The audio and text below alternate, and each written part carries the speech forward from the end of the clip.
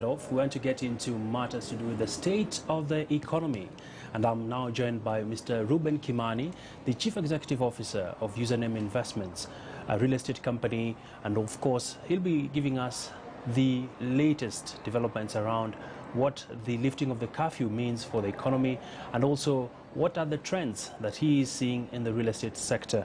Thank you so much for joining us on the program. Thank you, Abby. Let's just kick it off with an assessment. So far, it's been close to 3 days since, actually 4 days since President Uhuru Kenyatta lifted the curfew, and we've seen a lot of hype from traders, from people in the transport industry, and it seems like the economy is fully going to get back to normal as it was before the pandemic. I think I would like to first thank you for welcoming me back here. I'm glad to be back. Been 3-4 days and Kenyans are very excited. I think everyone was when the curfew was removed after more than 1 year. Now you don't have to look at your back when you're going home at night. Yeah. And I think this came not just the removing of the curfew, it also came with some, what I would call some excitement. Excitement that I now can be able to operate my business way past some hours, especially I think the bars and some, especially the hospitality sector, the restaurants. You can now be able to get more customers, and people will be able to get out. People take, I look at people as, people are human beings. They take some of these regulations seriously, to an extent where if a restaurant would normally attract 100 people in the evening, because of the restriction, most people will not come out. Right now there is excitement, and we can only see increased growth of so many businesses in the country. People will come out in large numbers. Right. And I will tell you that restaurant, the owner may buy properties from us.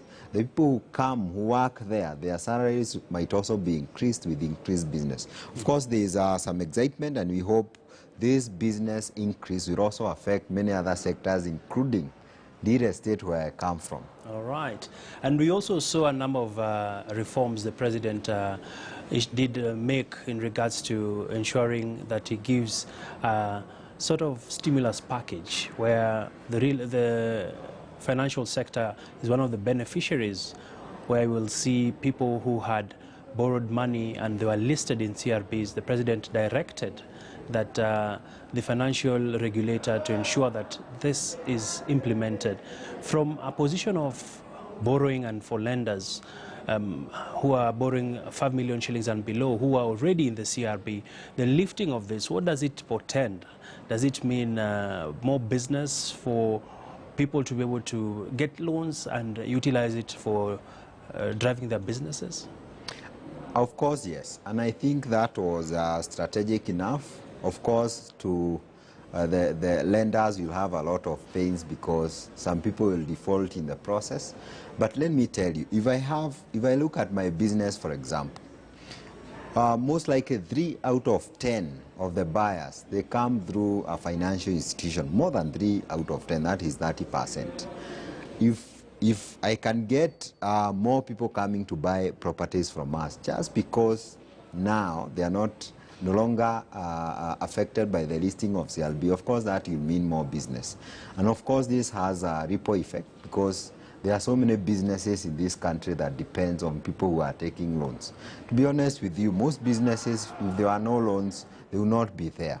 So that effort, even if it means an increase of an increase of 10% of people who are borrowing, it has a huge effect on business. So I would say that is very much welcome.